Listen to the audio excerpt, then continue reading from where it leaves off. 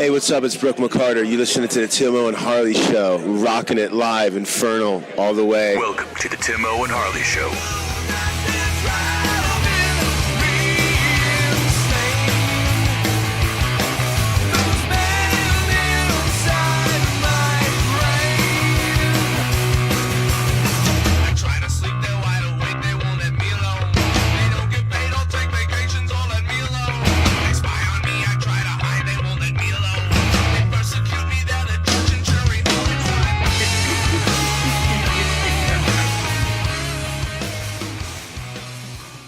Thank you for listening to the Timo and Harley Show. I am Timo. Over there is my partner in Minecraft, Mr. Ben Harley. Say hello, Harley. What is happening, people? Ben Hefty Cinch Sack Harley. That's me, my man. Hefty Cinch Sack. I used to wear those every so often, I figured you did. You are friends with the legend. I was a starving artist. Yeah, you are friends with the legend. He made that into a fashion statement, didn't he? Yeah, we are from Ohio, the land of Devo, kind of, right? Devo's from around here somewhere-ish. No, just wearing plates on your heads and trash bags around. Flower pots on my head, yeah. See him walk by in the mall. Guys from Ohio. Yeah. He's wearing the uniform. Yeah. It makes you feel like you're one can of sauerkraut short of a Kraftwerk song.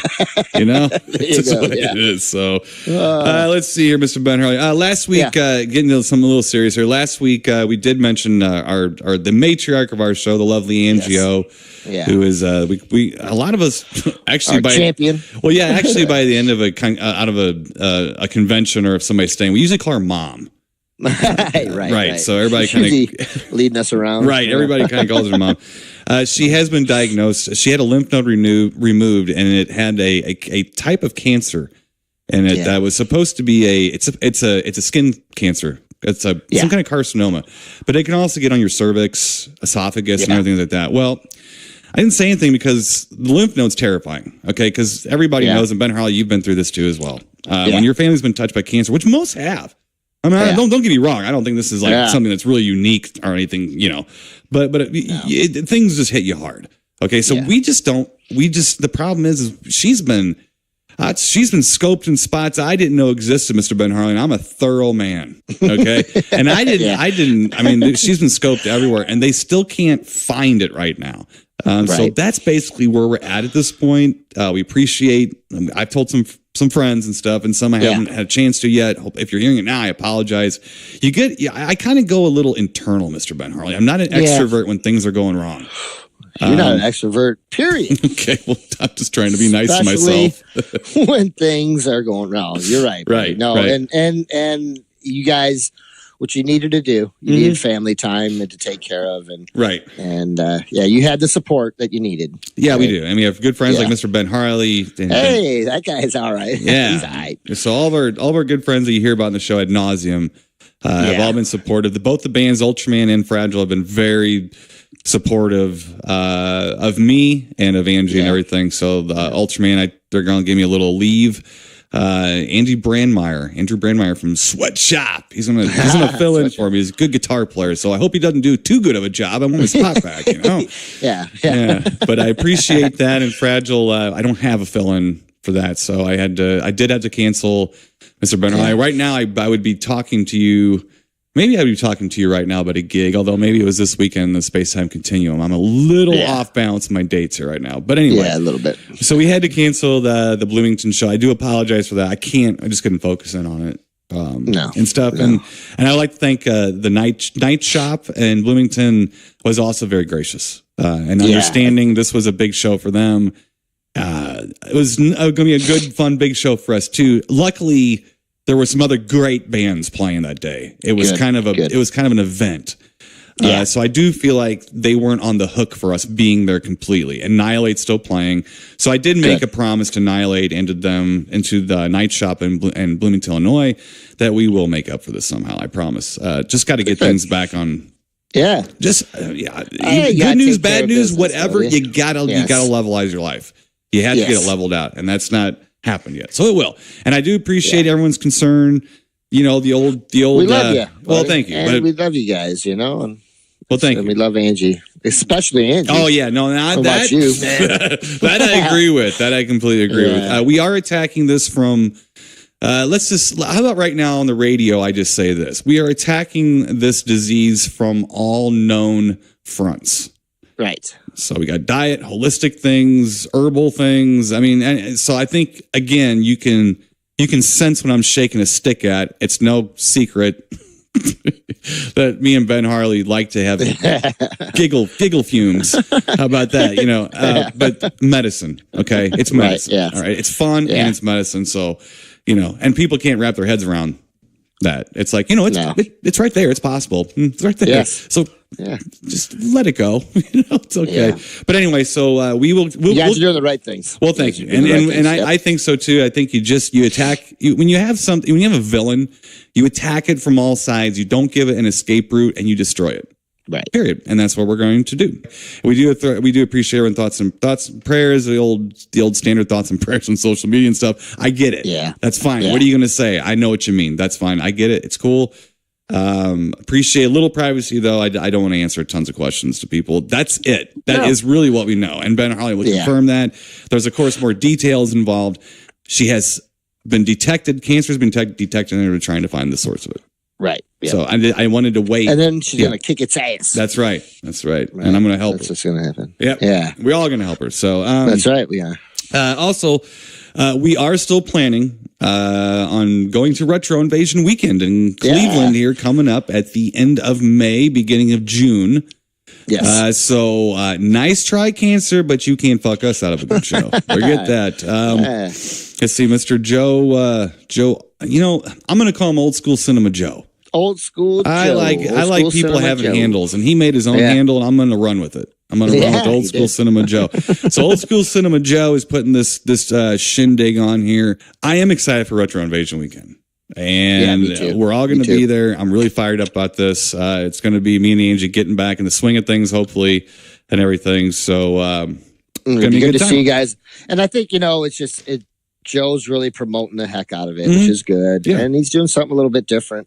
I'm excited. Real quick, Mr. Ben Harley, now that I got the Retro Invasion Weekend, talked a little bit about that. Hopefully we'll get Joe on before the show. We don't know yet. So we'll see here. That would be good. Watched a few things I want to run through real quick. What'd you watch, buddy? Let's see here. Something? Now, let's just get through this right here. From 2018, I did watch Bohemian Rhapsody. Ah, okay. Did you? Yeah. I don't know. Here's one thing. The guy who played Brian May was spooky.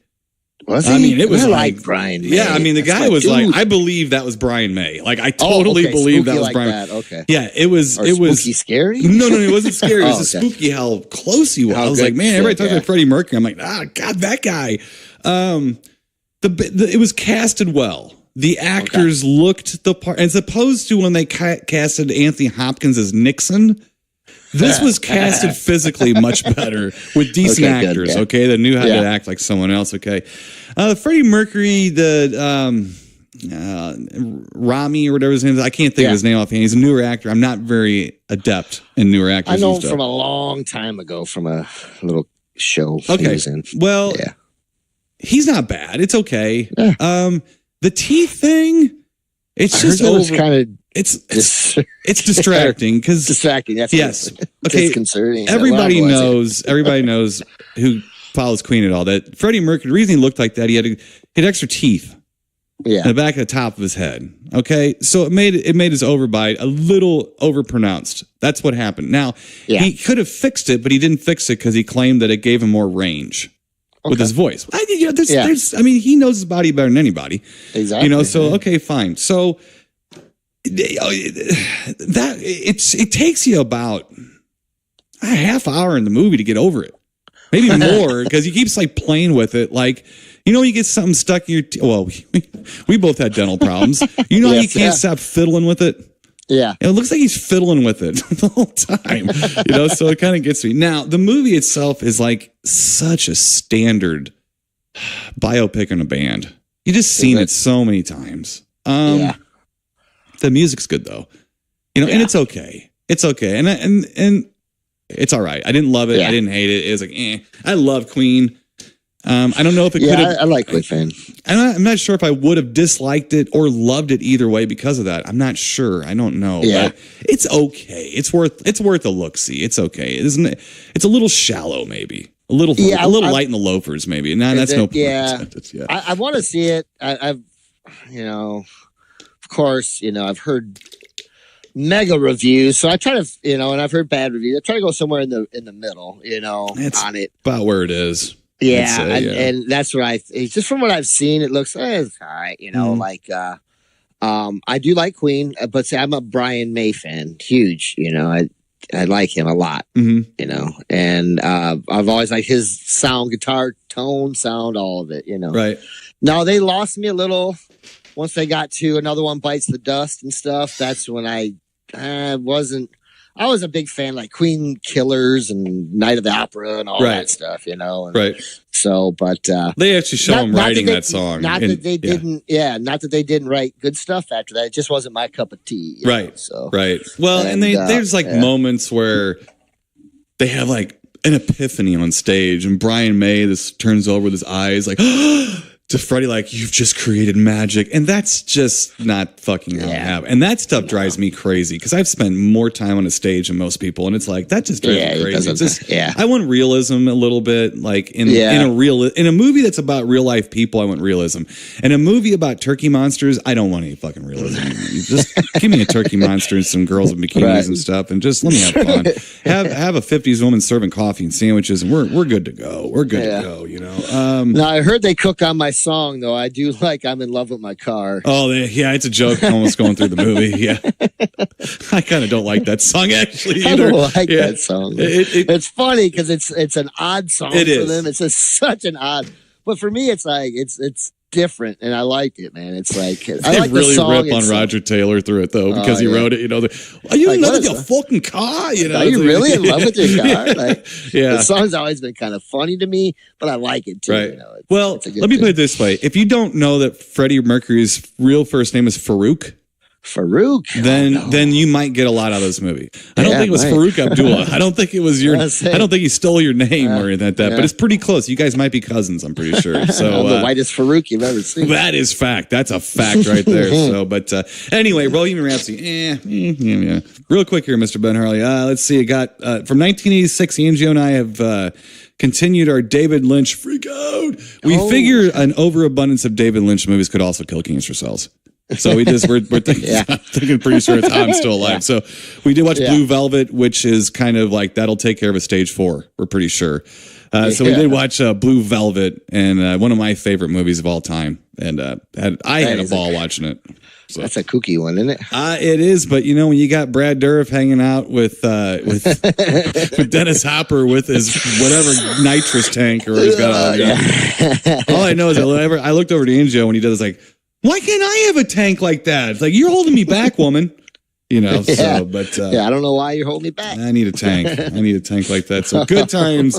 Love that movie. Watching that. That's a crazy one. Let's see here, Mr. Ben Harley. From 1953, Angio and I watched The Beast from 20,000 Fathoms. Ah, nice. Starring Kenneth Tobey from The Thing. Cecil Kellaway. We both like that guy. And now, who comes and saves the day? Do you remember this? Who comes and saves the day at the end of The Beast from 20,000 Fathoms? Oh, I forget. Was it Lee Van Cleef? Lee Van Cleef. Lee Van Cleef. Yeah. He's a scientific kind of military guy with a giant whatchamadoodle that goes all up. The names out there. He's a sure shot. He's got a radioactive bullet, and he goes after the Beast. He takes him down. That's right. That's right. Down. One shot, Mr. Ben Harley takes down the Beast. It only takes one shot from. We reviewed that not too long ago. It was a few years back. It semes like yesterday, but it was years. Awful. Yeah. But that's all I got. That's all you got? That's all I got, Mr. Ben Harley. You got anything at all? I got a few things, Timo. Let me go through real quick. I'll try to keep it light. I've been going back and forth between the Riff Tracks and the Mystery Science channels. All of us too. I just want to report we have to. Yeah, yep. It was kind of cool though. There was something I caught the other day. It was like I don't know. It was, me. I don't stop long enough to pay attention sometimes. I'm so broke I can't pay attention. God, exactly. Yeah, no. So, it was like, I don't know, Riff Track's greatest hits or something that had those three sitting around a table talking about and showing like clips of it must be upcoming things or something. Oh wow. Okay. Which was kind of neat. It was kind of like previews of upcoming shows. I don't know. You know me, Timo. I'm half-assing it here. But anyways, so I had that going in the background or whatever. But I did come across one film called, I think it's called To Catch a Yeti or... Oh, God, with Meatloaf in it. Yeah, now I know where you're going with this, with the little puppet Yeti. Oh, yeah. Yeah, I know. Now, Timo, this one is one of those films that is so bad that you're actually... I don't know. I'm drawn away from the Riff Track stuff at times because the film is so bad that I can't... Like Zinni the Swamp Boy. Yeah. I can't believe that there was a film that this bad. And it's funny because, I don't know, I didn't see all of it, but basically a little girl has a pet Yeti that looks like it's just a Muppet. Its eyes move. Yeah. And its head sometimes moves. Mm-hmm. But for the most part, it's like she's carrying a Muppet. Like like Sesame Street Muppets, what it looks like. Yeah. Yeah. Yeah. Yeah, like Sesame Street Muppets have got way more character than this fella. Yeah, yeah. So when I tuned in, I tuned in where the Yeti had been stolen by some rich kid, and the rich kid was like, I don't know, terrorizing the Yeti, and then a character and a small guy dressed in like a bear jacket clothing type thing. Mm-hmm. And I didn't recognize him at first. Mm-mm. And then as time went on, I finally realized that it was Meatloaf. And I was shocked. Uh-huh. Not that he looked that bad or anything. He looked pretty good for me. Meatloaf looked okay, but I was like, wow. I mean, I felt bad for Meatloaf for a minute. I really did. Now I was thinking, how did Meatloaf get involved in this? I'm thinking, man, I know exactly what happened. He was available. He wanted the money, and they said kids movie. Yeah. I tell you what, every actor, every celebrity who's been caught with their wiener in the mashed potatoes at a party with a picture being taken of it, they got to do a kids movie just to kind of keep their bankability going. I was just shocked by what I was witnessing in the film. Like, it's just bad. To shake your faith in Bigfoot. Oh, I felt bad for Bigfoot. No. Oh, okay. I felt bad for the Yeti. I just, why would you... Oh, Timo. Anyways, I got to go back. It's one of those, it actually made some of the ones that we like a lot, from Riff Tracks, Ice Cream Bunny, some of these other ones, actually look like fine films, I thought. It made them look like... I don't know about the Ice Cream Bunny, though. Danny Hicks just had a heart murmur. When you said that across the country, he didn't say, whoa, what was that? There's been a disturbance in the force. I'm like, this this is a Petri dish one for me. God. It's gonna be, I don't know. It just hit me the other day. A couple of things real quick too, Timo.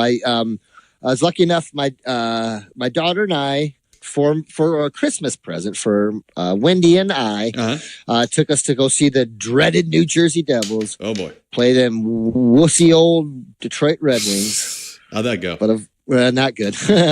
I left mad as usual. So we did have a great time. It was our first time, Wendy's first time going to the new arena, and my second time, and so we had a great time. We got to meet Ken Danico, who is Mr. New Jersey Devil. He is Mr. Devil. Well, he's a nice. Well, no, he's officially Mr. You're the runner up. You're up next. Yes. You're next in line. Yeah. All right, good. Yes, yeah.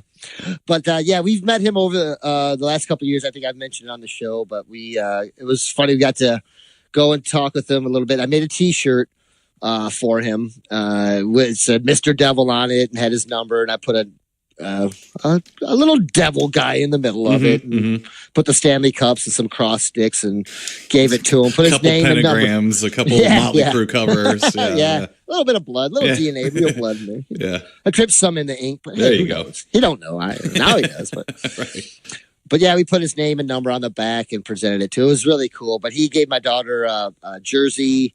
Like a warm-up jersey from St. Patty's Day of the Devils, and signed it and stuff. But just a super nice guy, and just wanted to put out there what a super. He's done so much for Caitlin and I and stuff, meeting them over the years. So it was nice to give something back. We got our pictures.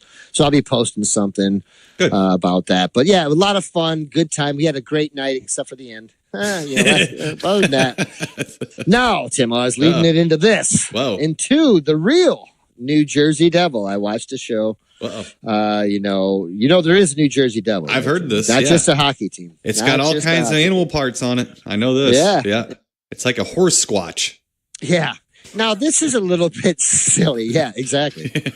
Not sheep squatch. No. Horse squatch. Yeah. It's a flying horse squatch. Yeah. Yeah. Now, there's a show called Boogeyman. And this is. Me and Chance. Well, that was the show that me and Chance were watching while we were eating dinners. Yeah. Yes. Mm-hmm. Now, it's so far as I've watched 2 or 1.5, I guess.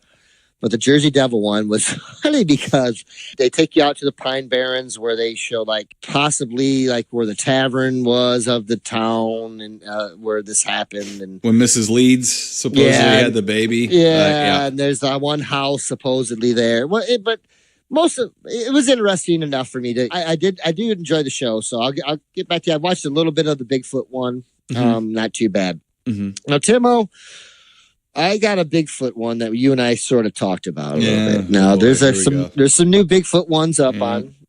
One being the Boogeyman one. If Mark Silva's listening, you better listen to this because I don't want you going. I don't want you talking to these people. Go ahead. This one is called Sasquatch Speaks. Right.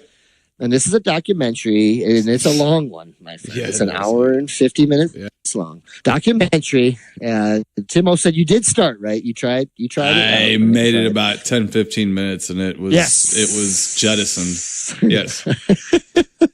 Yeah. This is I couldn't handle it. Speaks. I'm like, I got enough shit going on. I can't deal with this right now. Yeah. Now, this isn't, now you actually, well, I take that back. Sasquatch actually does speak in this. Yeah. Well, hey now, Tim. I'm listening. Hey. I'm on board. I'm riding with you. Here. Okay. Right. So this is a documentary about people who claim to have contact with Sasquatch beings. Communicating with intelligent. Communications, yes. Yeah. Through telepathically, they are speaking with them. Now, I do believe they do have sightings also. They talk and meet with them, but mostly it is telepathically. Now, there were some pictures of some of the elder Sasquatches they did show. But anyways, been further in the show than I was at. So or was it an artist rendition, or was it a pile of leaves? There was an artist rendition that was kick ass. So, anyways, okay. So it starts out with these guys and their one gentleman who's talking about basically just giving you the scoop on that the Bigfoots are interdimensional beings, and they're here to help us. They're like spirit guides. Yes, they slip in and out of our reality. They go to the next dimension, which is just right next to us. We just can't perceive it. Yes. They're contacting just these few people. You have to be in tune with the Bigfoots. You have to have a higher your frequency has to be up there. Yep. Yeah, you have to be full of love, pure love. Right. And then they will communicate with you. Now, no wonder I can't get an answer. I know. I got that much love, man. I just don't. I love a lot, but I just don't have that much either. Yeah. I'm not even going to admit. I'm not even going to try to lie. Yeah. Now that the potentate of hate has arrived, they won't talk to me at all. So. Yep. Okay, so they go through and they talk to different people throughout this documentary. Now, I haven't got through all of it. I got through 3/4 of it, but I will finish this. I'm going to tackle this today. So. I talked to this one gentleman right off the bat, an older gentleman, and he seems sort of plausible until he starts speaking on some of these things. I can't get my vibrations high enough to understand what he's saying.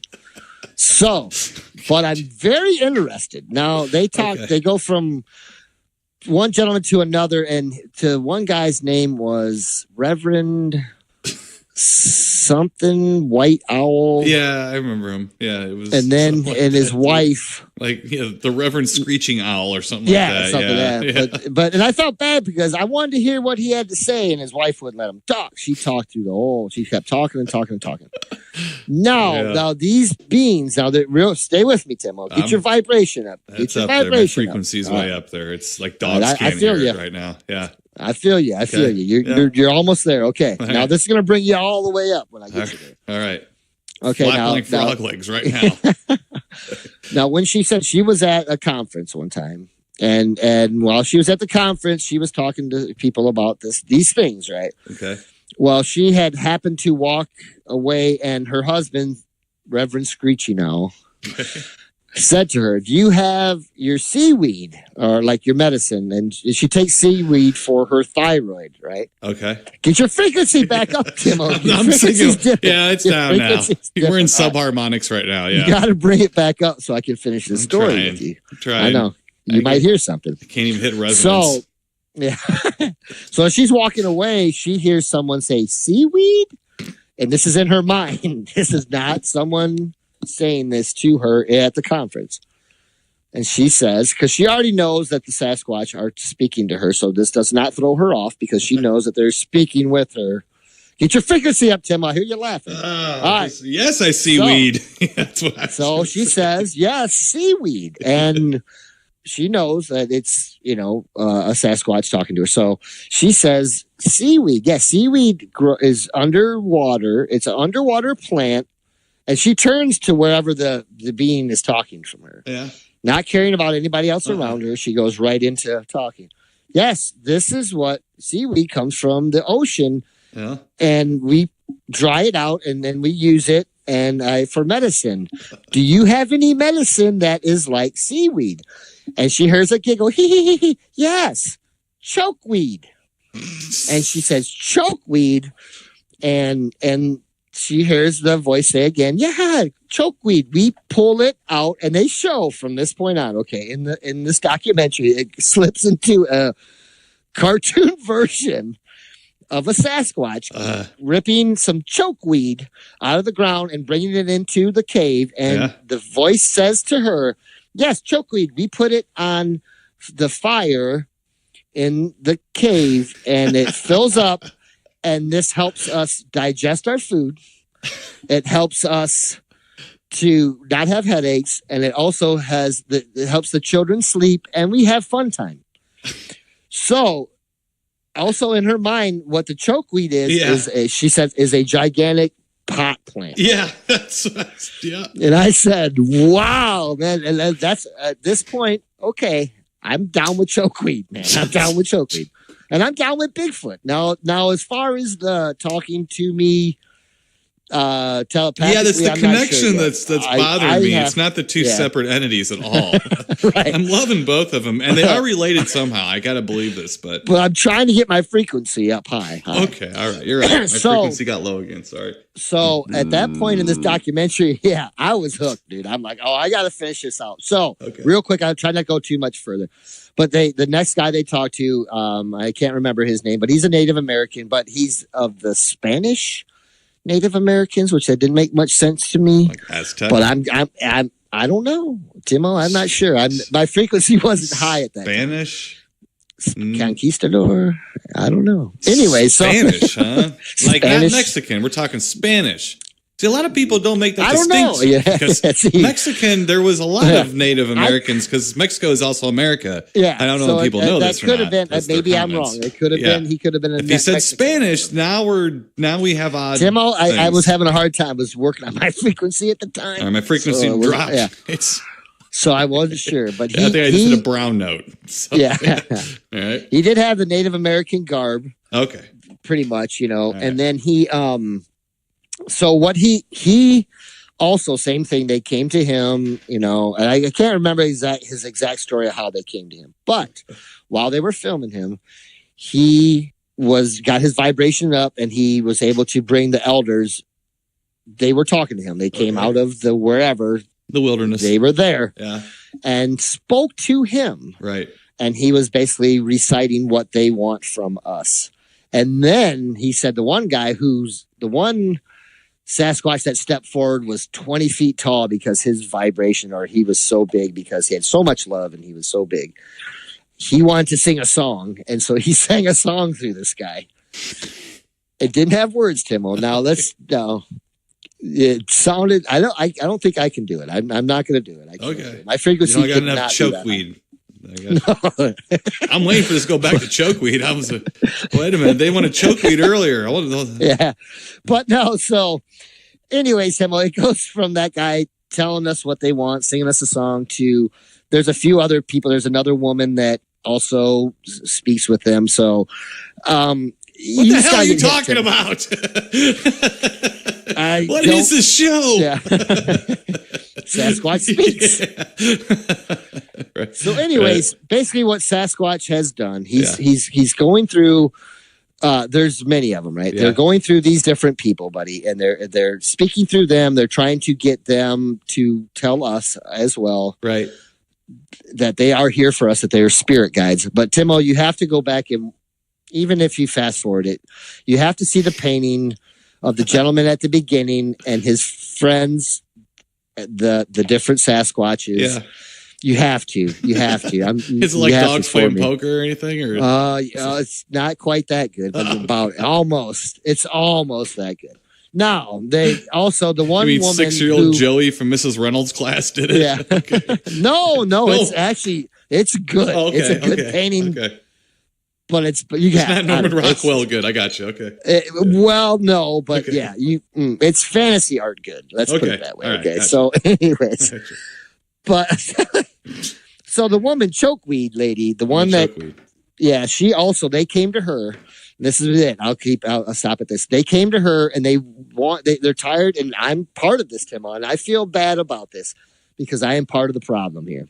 Okay, they're tired of people portraying them as monsters and beasts and angry and drawing them as monsters, and I am one of them. I got a stalking Bigfoot. I did it. That's why they won't talk to me. That's why I'm trying to get my frequency so high, because I feel bad. Right. I feel like I have done wrong by them because I have drawn them as monsters. So this woman had 60 Bigfoot telepathically come to her, so she could paint them. And they show I don't know if they show all 60 of them, but they show a lot of them. And they want them to show them the way that they are. And so I think you need to get your frequency up. Get in there and check out these portraits and that one painting. You have to. Oh, I don't know. You might want to hear a song. Yeah. There's a song. Yeah, Timo, the caramello sounds that come out of that gentleman. You just need more love in your life. The way that my mind, my gutty works, my innards work is when I sit there and see Chief White Whistler, or whatever his name is, sitting next to his bat of a wife who's completely henpecked him and won't let him get a word in edgewise, even though he's the chief guy and he's the guy, And then you start telling me that you're smoking weed talking to Bigfoot. I'm like, first of all, I don't want to hear your story. I want your weed. Yeah, I want some weed, and then I want to hear your story. I just want the weed that you were smoking when you thought you heard Bigfoot. That's the one I want. The rest of it to me is. I mean, it doesn't. No, I can't, Mr. Ben Harley. I'm telling you right now, I did. I sat down and for 10 minutes, I actually endured your explanation twice as long as I did watching the show. I started watching the show, and to me, it was like I thought the guy was filming himself, and I think he still might have been. The guy that was sitting there in the beginning is just like in a chair, and he's in the woods, and he's Chief Running Water, whatever his name is, and he's sitting there, and he's talking, and next thing you know, it's like, well, and then I speak with Bigfoot. I'm like, no, I'm not going there yet. I mean, it's like trying to test the chemical structure of a planet in a galaxy that we haven't discovered yet. It doesn't make no sense to me. I can't do it. No, so it's like even the mild thought of this, I don't even want to know that the documentary exists, because I have enough problems with people giving me the shit eating grin that we've talked about. When you believe in that, I don't disbelieve it, and they go, pew. And their face does that thing. It does a like that. You're like, oh God, there's the look. There's the oh man, I didn't know you was crazy too. I didn't know you were crazy. I can't talk to you now. Yeah. It's just like Hey, I can't do Timo, because their frequencies aren't high enough. They just can't get hip with us. So I don't know, buddy. Yeah, this was one that I don't know if I was just drawn like a moth to the flame. You had to have been. But I thoroughly enjoyed what I was seeing. I'm telling you, Tom, I feel you, because the first like 10 minutes of it is real dry. You're like, oh god. But once, like, I don't know, I had it on kind of in the background. I was up in the morning with Sydney and stuff, and so I wasn't like so intently watching until and that's the chokeweed came up, and I was like, I knew it was coming sooner or later. These are hippies. There's too many hippies on camera. I know. Not to be enough chokeweed in there. Right. But I tell you what, Timo, I enjoyed it. What I saw thoroughly, because if you had fun with it, I'm glad. That's what I had. Yeah, so much I'm fun very with glad. But I can't watch it because of the look I get from people where I'm like, oh yeah, I'm with these idiots. I'm like, come on, and I'm just like, you can't. I have the same problem. You know how I kind of made the analogy? It's like trying to test the atmosphere, test the atmosphere of a planet in a galaxy we haven't discovered yet. This is the same problem I had with finding Bigfoot. When you have Matt Moneymaker going, wow, usually Sasquatch are attracted to sound. How the fuck do you know, you jackass? What are you talking about? How about you catch one? Frequency. You can't even get one on a fucking camera. You know what it eats? Give me a fucking break. And that's like, I guess maybe I get so frustrated is because I think people have lost the patience to actually try to prove its existence to the point where like, well, fuck it. People don't believe us anyway. We're just going to tell you what we know. Well, you don't know shit. Yeah. Because you can't even agree if it exists or not. And that's a bad, bad place to be. And that's why I don't get into this interdimensional thing. I don't get into like for instance, UFOs. People can go, are we in their petri dish? No, how about we fucking figure out what the fuck they are first, okay? Let's be humans and be like, let's see if you're rational. I'm irrational enough to say, yeah, I think something's flying in the sky, or I think somebody saw a big, flat-footed Fats from the showbiz band, the Rockefeller Explosion. you found Fats, man. And then I haven't seen Fats for a while. So you got them out there. All right, we've discovered it. You've got either a picture or like you shot it with a tranquilizer and you filmed it and you cut the hair off and you gave the hair to somebody. You didn't have to kill it. You still proved it exists. I'm glad. Now let's start talking about what fucking galaxy its spaceship flies to. Now let's find out if it's an alien or not, or if it's just a piece of the Earth that knows how to hide. It's not in huge numbers. It doesn't like to live anywhere near what looks like a building. Okay? Or doesn't want to be anywhere near. I guarantee you one thing, Mr. Ben Harley. My wife, 3/4 of the spider population on the planet do not believe in my wife. Because she won't get close enough to him to make out if she's a human or not. Okay?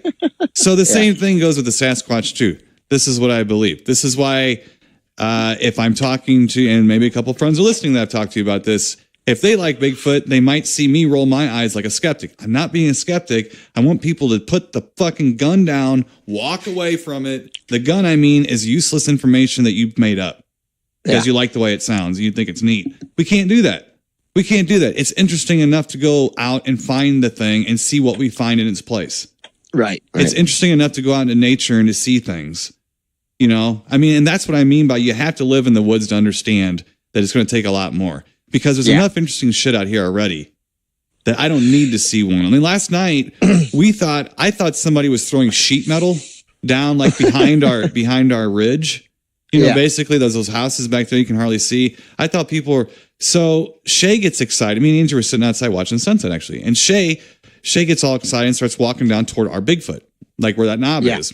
Yeah. Like really walking toward it. And we were hearing this. So she's like, you sure it's not something else? I'm like, well, maybe. So I got up and I looked and I said, oh, it's a cat. A cat. Just yellow, like looked like Morris the cat, basically.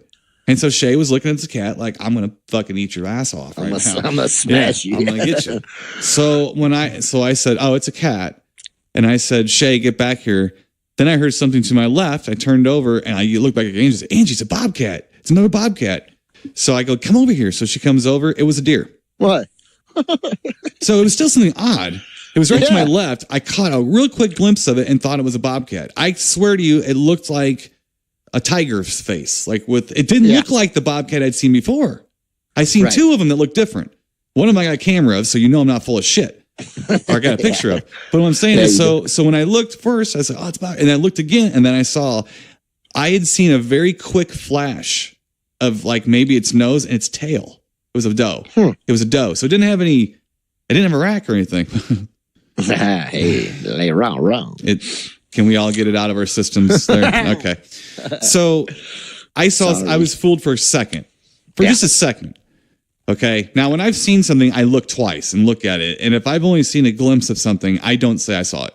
Okay. I don't say I saw it. So if you've ever heard me say I saw something, I looked twice. I looked and made sure I know what I saw, because I'm sitting upstairs in my house sometimes thinking I see ghosts. Okay. Yeah. No, that's probably chokeweed. And the fact that the chokeweed. And the light flickered a little. And I'm telling you, like, see, Tim, that's how we find Bigfoot. We just go out and get some chokeweed, man, hang out, and I bet you they show up. Mr. Ben High, we're getting our official films this week. I just know exactly where this show started, like the somber thing. And now we're talking about Bigfoot and chokeweed and a deer I thought was a bobcat. So, horror. All right, let's get to our official little films, Mr. Ben Harley. Let's start, I guess we'll go in chronological order here. Okay. All right. So from 1943, we're going to start off with the Universal film from 1943. So this is a 1943 Universal horror film, technically. The Mad Ghoul. The Mad Ghoul. The Mad Ghoul. Yes. All right. Let me get you out Movie Guy and get you out a short storyline here for The Mad Ghoul. Here we go. Okay. Yeah. A university chemistry professor experiments with an ancient Mayan gas on a medical student, turning the would-be surgeon into a murdering ghoul. Yeah. All right. Man. So, jerk. Yeah, George Zuko. He's one of my guys. I like the George Zuko. He plays the Dr. Alfred Morris. All right. So he likes to. This is basically what happens. All right. This is the way I read this. And a lot of these movies are like this. If you have a scientist who has a serum, one of two different, or I'm sorry, not just a serum, but a scientist who in a movie like this that conducts, quote, experiments. You can't say it like the Midwest experiments. It's experiments. Like, yes, thank you. That was a Hollywood experiment. I'm going to get back to my experiments. Okay, so George Zuko, when you got a guy like this, he's got one of two things. All right. He's either got a wife who is ugly or dead, and he's trying to fix one or the other. Resurrect her. Or he's in love with a young lady who had never returned his. He's too damn old and ugly. Yeah. And there's always a Harold Handsome Pants involved that the doctor wants to menace and get rid of so he can get to the lovely lady that's never going to want him in the first place. Right. Ladies and gentlemen, we have the latter here. So George Zuko is after Miss Evelyn Anchors, from the Wolfman. Yeah, my girl. All right, I thought so. Her. Yeah. And David Bruce is the Harold Handsome Pants here, Ted Allison. Now he's of really not much consequence, just character actor or whatever. So and he is also turned into the Mad Ghoul here by George Zuko to carry out his nefarious deeds. Now, in the background, Mr. Ben Harley, there's another character running about, and I was dying to know if you recognize this character or not. Okay, in the background we have Ken McClure.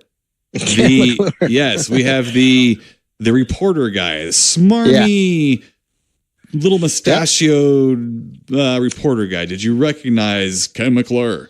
No, Tim, I didn't. Who is it? That was Carl Denham from King Kong. That was Robert Armstrong. Nice. Yeah, all right. Yeah. I suppose that. Nice. It took me a minute too because he's like a little bit older in this movie. So like his voice was just. At first, I was like, "There he is," and then it took me a second. I'm like, wait a minute.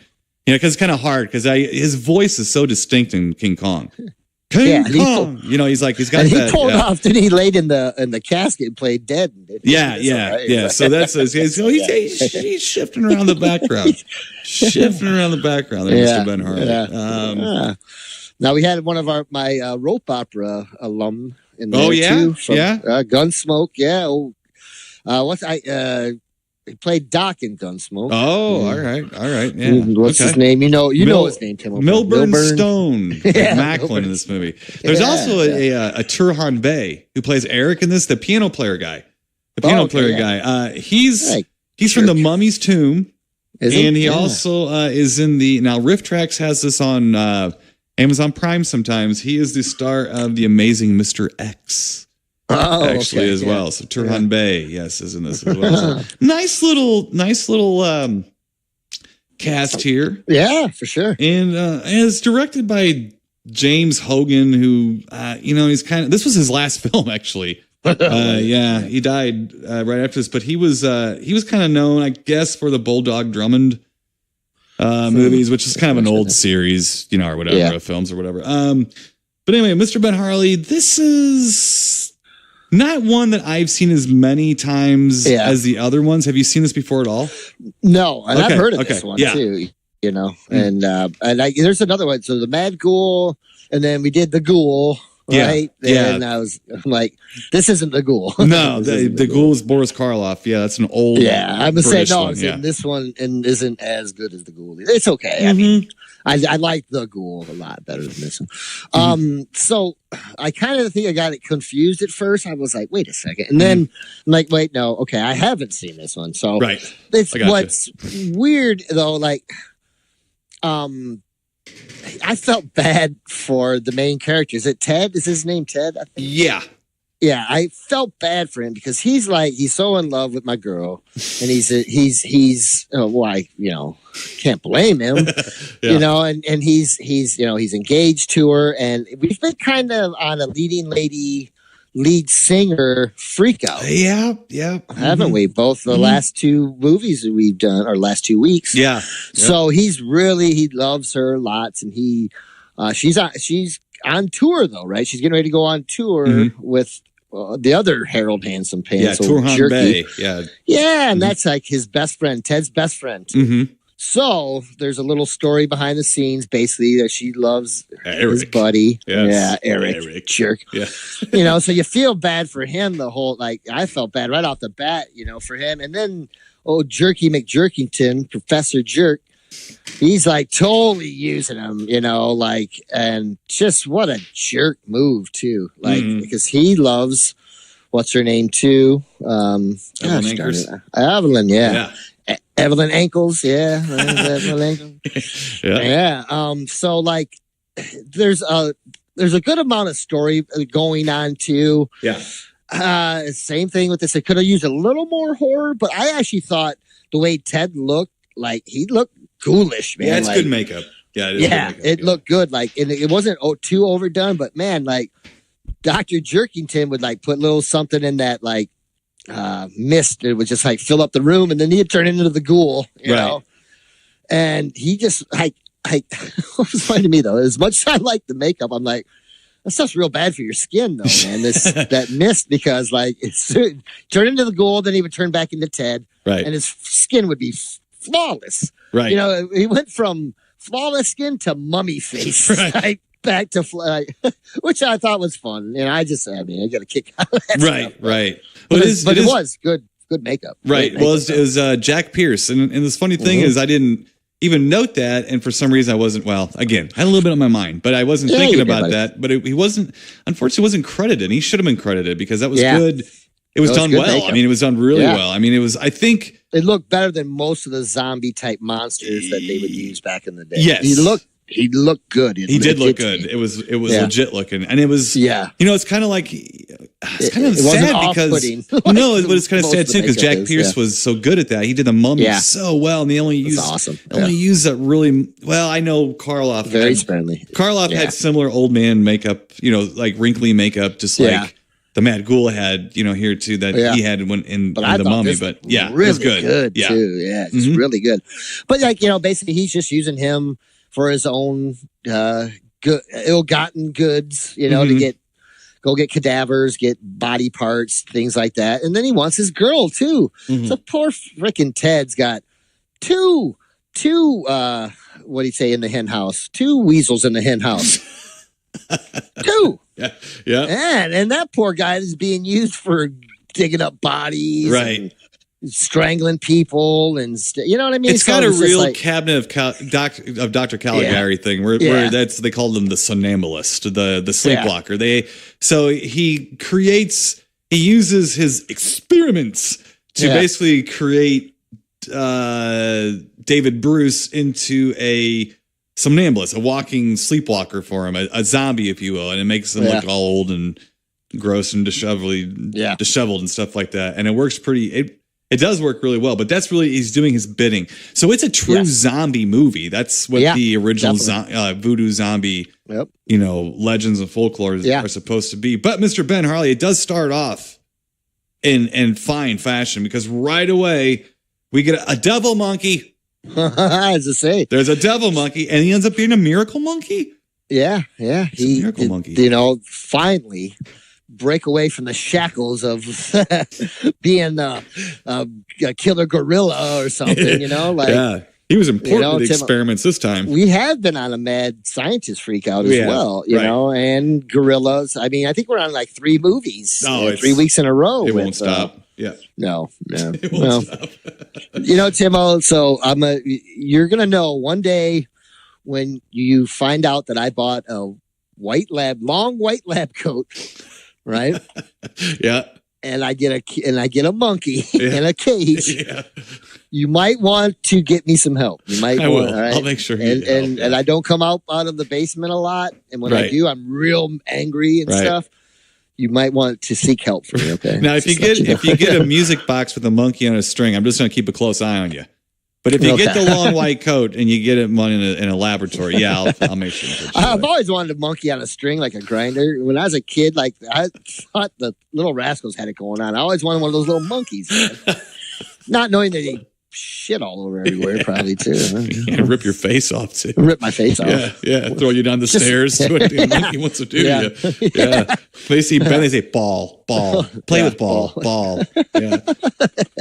Mr. Ben Harley. This movie, it's all right. I mean, it's okay. It's not. The 40s. RKO owned the 40s when it came to horror films. I mean, really, the Universal. They had this. Then they did the Wolfman.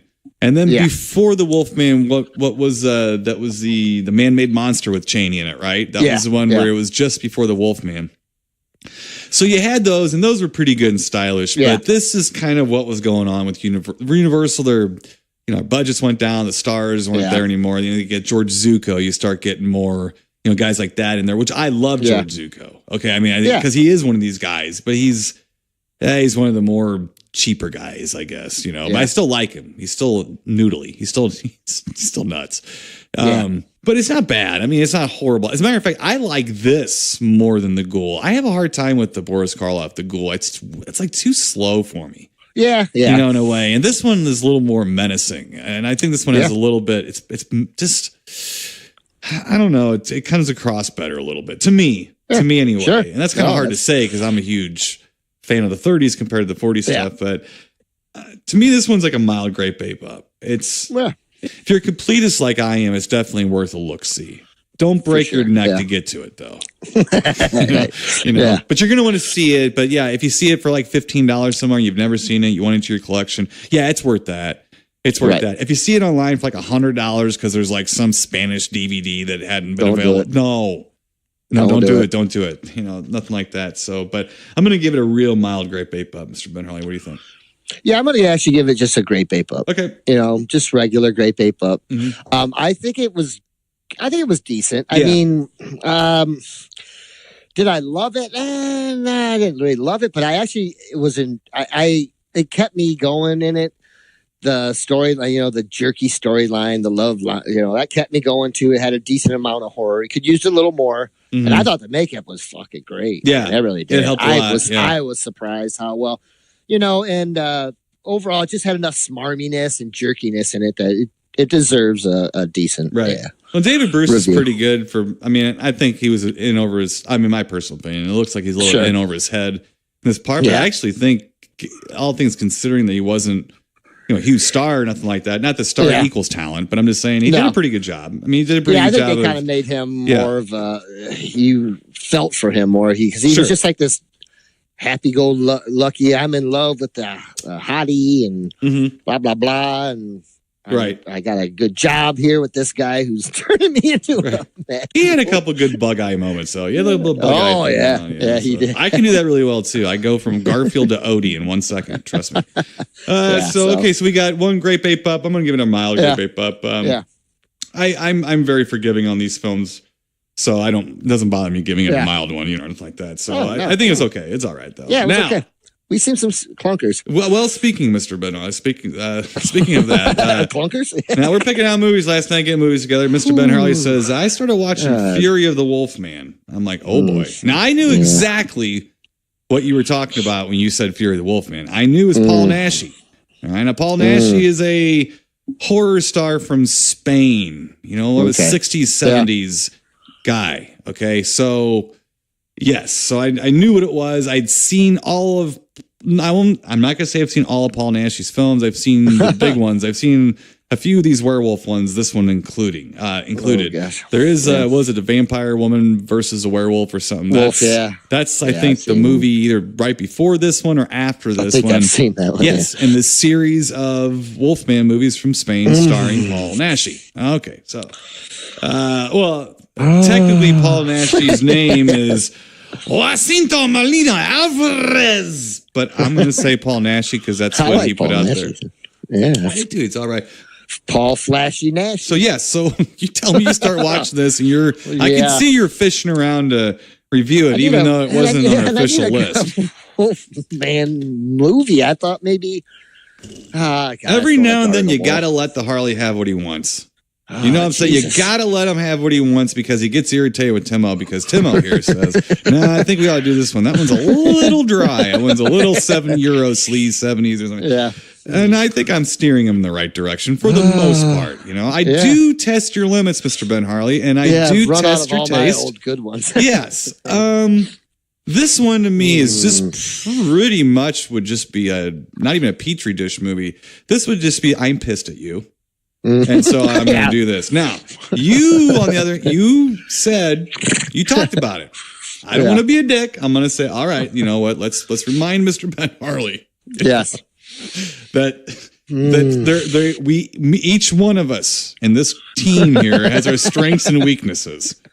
It's going to come right out right now. So we have our 1972, the Paul Naschy written starring film Fury of the Wolfman. Yeah. I fell for the cover again too. Really, it's another one of those. I know you did. And the name, the cover. Well, let me get you out. Let me get. All right, let's get out movie guy here and give you a little short story synopsis. So if he can do it in Spanish, I was gonna say you could start. Oh, I don't know if I can do. I can't do it. I can't do it in Spanish. A little Spanish flavor. How about Spanish? Let me just try to get through it. Let's do that. I'm sorry, movie guy. Let's get movie guy get through it here. All right, here we go. So this will start you on your journey to understanding a lick of this movie. Here we go. No, I don't. I still don't. A man has had a werewolf curse cast upon him. If he doesn't get rid of it, he turns into a killer werewolf when the moon is full. That is like I have never seen. Copy paste every fucking werewolf movie on earth. Come on, IMDb. A man has had a werewolf curse cast upon him. Check. If he doesn't get rid of it, he turns into a killer werewolf when the moon is full. Check.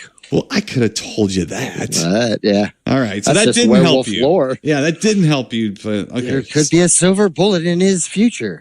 Okay. So Paul Naschy here is the Spanish version of Larry Talbot is this.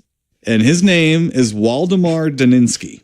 Okay. Now, Waldemar Daninsky, all right, is the Spanish. Yes. He's a Spanish Lon Chaney, yes, Larry Talbot, and he goes on a Tibet. He's going on a Tibetan expedition. Apparently, gets messed around with by a Yeti, but we never see. We don't see it. We want to see it, but we don't see it. I never see it. He comes back. Paw of something. He comes back. Footprint. Right. From all you can tell from watching the movie, I mean that's all you got to go on, right? The script isn't telling you much. You got to use all your senses and figure it out. All right, so he's telling him that, like, okay, now he's turning into a werewolf because that's what Yetis do. We've been through this, Mr. Ben Harley. You just watched Chief running on at my side, right? Yeah, and it just told you that a Yeti bite will turn you into a werewolf, correct? Yes. Yeah. Yeah. Okay. Telepathically. All right. Sorry, I was just getting it. No, that's okay. That's okay. Trees grow tall. Told you good. He told you well. So okay, very good. Wife who mouth runneth like stream. Who runneth with running bear. Yes. So comes back and his wife's having an affair, and then there's like another evil lady scientist with her evil lady scientist assistant. They're all wanting to be evil to Paul Naschy and torture him. And just torture him. They want to use the werewolf for their nefarious means. The wife wants to screw somebody else. It's a mess for Paul. It's just a mess for Paul, and he's a werewolf on top of it now. And he's a werewolf.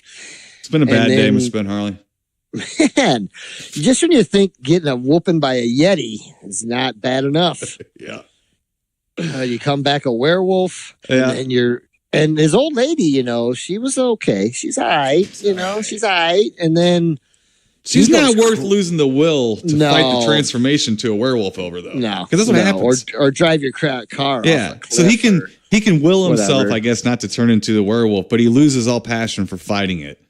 Yes, or trying to cure it once he finds crashes his car. His wife is cheating on him. Yes, and I think he has a little bit of a. Incredible upset. Hulk moment too, because he can't fight. Yeah, he can't fight it no more. Yeah, he can't fight it. So we got comes more back to the house. Right. And then we got more more evil experiments are occurring, Mr. Ben Harley. Yeah. A lot of experiments this week. Yeah, he kills his wife, right? Mm-hmm. He kills his wife, but there's another house and experiments and a lady who says she can help him, right? Yeah, you don't want to help him at all, though. No. Let's talk a little bit about Waldemar Daninsky and his lycanthrope style of murder. Yeah. Which looks awful vampiric to me, Mr. Ben Harley. Yeah, he does a lot of biting. He bites a lot on the throat. I'm new to this classic horror thing. Okay. Yeah. So maybe I don't know everything. But that sure looks a heck of a lot like a vampire attack. It's not like American Werewolf in London type attacking the throat. No, it's more. Yeah, it's very vampiric. It is. It is. Yeah. So parasitic. Parasitic. Right. So really honest. This is a 1972 movie from Spain. I mean, usually if somebody says that to me, the rest of it's like, so you should see it. And I'm like, I will, man. I'm going to check that out right when I can. Because, I love movies from Spain, especially those public domain transfers that seem to be running around. I love those even more, which, yes, Mr. Ben Harley, the Fury of the Wolfman has one of those. We watch this on Amazon Prime. Let's just throw this out there that this was on Amazon Prime. Mr. Ben Harley again. Started watching this movie. And the print was so bad he wasn't sure if it was in black and white or not. And it fades back and forth. It teases you either way. You're not really sure if it is. I swear to God, I thought it was just me. I swear, because I had this on in the shop, and it made it probably 45 minutes on, and I never really paid attention to it. And I swear to God, I came back and I was like to you and said, I think it's a black and white film, and I had to go back and check. No, it's in color. And I think I know just about as much after watching it as I did before when it was just on in the background. I don't know nothing. I know nothing.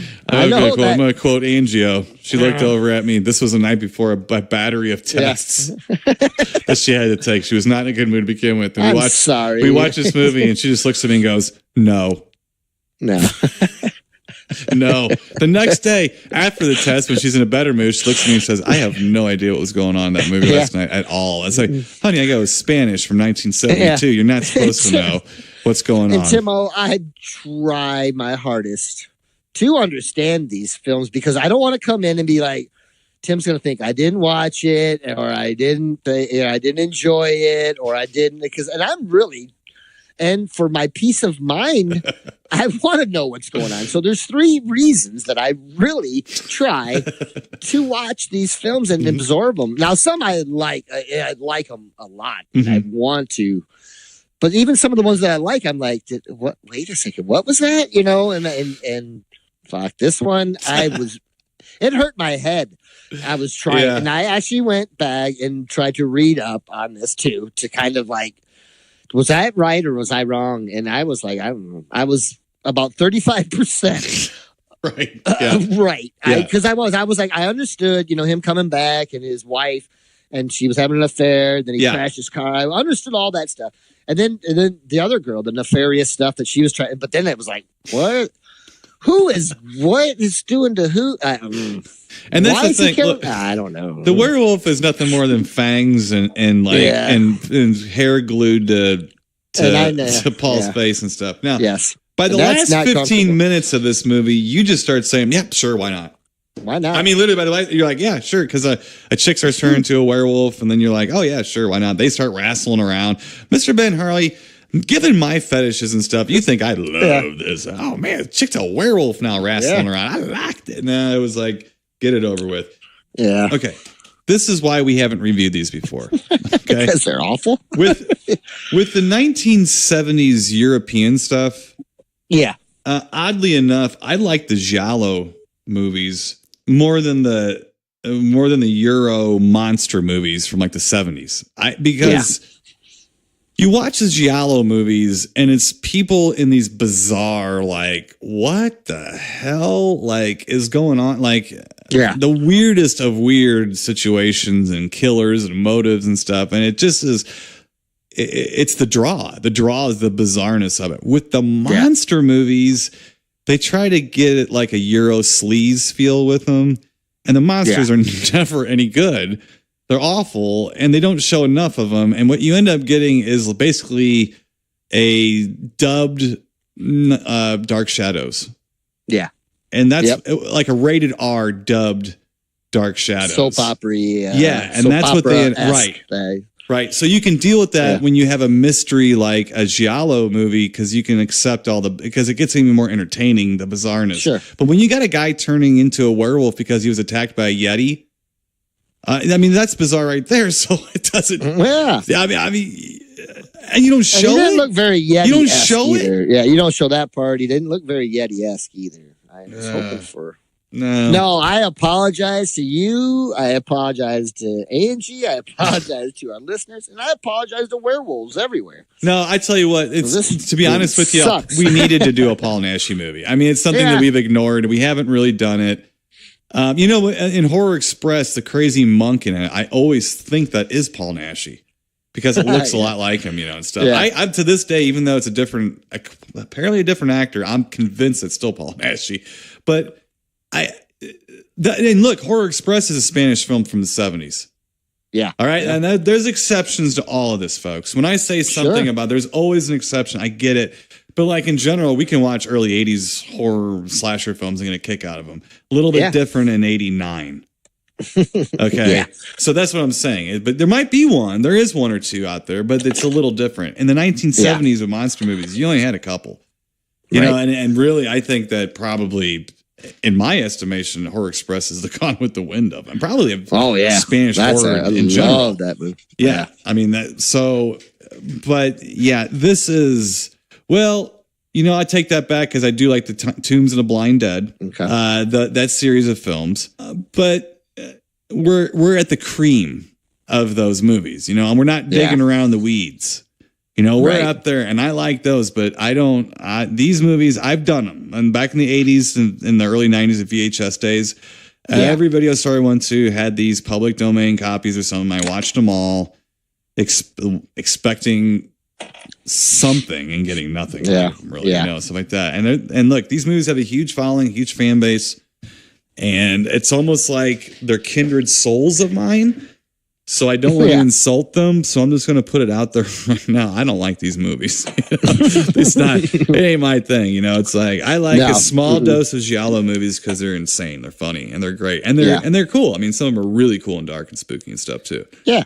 But these monster movies, like the Paul Naschy stuff and everything, I tend to keep a wary eye on those things. I've been through them. So I've tried them. It's not like I'm just like, I don't know what I'm talking about. Oh, sure. Yeah. Some people dig them. Yeah. Some do. This kid ain't one of them. Some people listen to this show. Yeah. No counting for taste. But suckers. Yeah. I don't know, Timo. I need a good werewolf movie, man. It's every so often. I'm sad because what's the last we did? Howl. That was good. No, Howl was good. Howl was pretty good. So that was, and it just breaks my little heart because I know. it's like I want an American Werewolf. I want a Howling esque nowadays. I want a good something. horror movie. That too. That's hard Just to in find. general. Look, end is short of it. I'm going to give this. How about that? Yeah. Okay. So I'm gonna give it up. all right. There Part we go. 2. Yeah. And Awful movie. I'm not trying to disrespect. I've seen things with Paul Nash in it, especially like later things, like newer things that were pretty interesting and stuff. I'm not disrespecting people who like Paul Nashy stuff because I like really bad 50s horror movies. So I get why you like it. I just don't get the same fun enjoyment out of them. They're kind of boring and bland and brown to me. They don't do it for me. I think the monsters suck. Dude, that werewolf sucked. I mean, yeah, he did big time. The Boy Cried Werewolf. I like that werewolf, man. That was his 1970s werewolf. I like that, but not this one. So let's get out of here, Mr. Ben Harley. All right, let's see here. So we got 2 for Fury of the Wolfman and for Ben Harley's shopping abilities on movies. How about that? There we go. Yeah, man. You're just trying to prove to me why you quit renting movies over the covers. You've been telling me this for years. I'm understanding. I'm getting it. Yeah.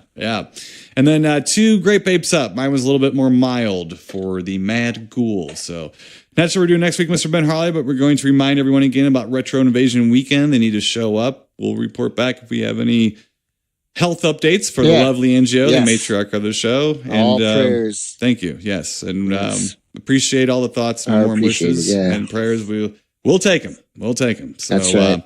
Till next week, Mr. Ben Harley, stay spooky, and we'll talk to you then. Keep it creepy, people. You've been listening to the Timo and Harley Show, brought to you by ScreenPrintingFactory.com, your affordable one-stop solution to all your screen printing needs.